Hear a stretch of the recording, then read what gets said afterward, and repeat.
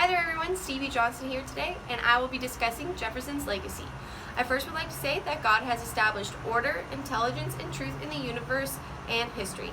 The four sources I use come from the Jefferson Monticello website, Jan Lewis and Peter Oneff's article, American Synecdoche, Thomas Jefferson as Image, Icon, Character, and Self, Jefferson as Nationalist by Colin Bonwick, and A New Perspective on Jefferson's View on Church-State Relations, the Virginia Statute by Daniel Dreisbach.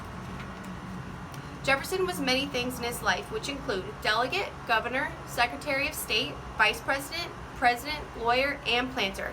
He's most famously known for authoring the Declaration of Independence, but his legacy goes much further than that.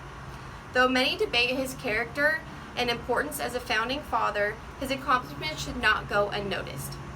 In 1777, Jefferson drafted a bill for the establishment of religious freedom.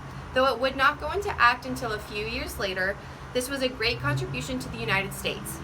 Dreisbach argues that this bill, known as Bill Number 82, in a series of 5 bills, has been scrutinized over the years. This bill dealt with religious freedom in America, but was more about the fullest possible expression of religious belief and opinion, rather than what most people believe is a complete separation of church and state. Jefferson believed religion should be propagated by reason, not by coercion. Many pin him as a separatist, which Dreisbach believes is covered by a gloss that obscures Jefferson's true intention and contribution. The wall was never meant to be a complete and an absolute separation of church and state. Rather, the 5 bills he wrote were meant to bring the most possible religious freedom, which is what he should be remembered for. According to Lewis and Oneff, many historians like O'Brien, Mayer, and Elias see Jefferson as being improperly put on a pedestal and embracing the premise of a pantheon of American gods. These historians paint him in the light of a racist and as a terrorist to the country. They believe he should be do not believe he should be solely credited for writing the Declaration of Independence. Even when Jefferson was alive, he felt he was misunderstood and foreshadowed his legacy being obscured. On his deathbed, he said to his grandson that his enemies who slandered him had never really known him. They had created an imaginary being clothed with odious attributes. Colin Bonwick, on the other hand, believes he left a great legacy. He lists 3 major contributions, which include: he set in an ideological agenda for the future, and which can be seen through the Declaration of Independence. He wanted to expand the Union in terms of Western development and foreign relations, which can also be seen in the Louisiana Purchase and his relationship with the French.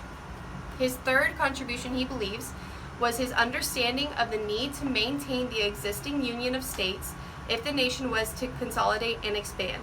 He knew how important the federal, and not only the federal but state government, was to the Union. One of his most complex and debated legacies dealt with his call that all men are created equal, yet he owned over 600 slaves throughout the course of his life. He made clear legislative attempts against slavery, yet directed profitably from the institution of slavery. It can be seen that he was contradictory in his ideas of slaves and freedom, which is a big reason his legacy of other great accomplishments and contributions to the nation are heavily stained. He called slavery a moral depravity and believed it to be a threat to the success of the American nation, yet suspected blacks of being inferior to whites. He did, however, believe in an emancipation and stood for it, even though he never freed his slaves, with the exception of his possible mulatto children with slave Sally Hemings, which his fatherhood to this day is still highly debated. Though his views on blacks and slaves seem to contradict his views on slavery, Jefferson still left a legacy that deserves attention. He does deserve credit for authoring the long-standing Declaration of Independence, as well as the fight for religious freedom. Though clear he was not perfect, there is a need that he should be labeled a founding father, and that deserves to be stand. Thank you.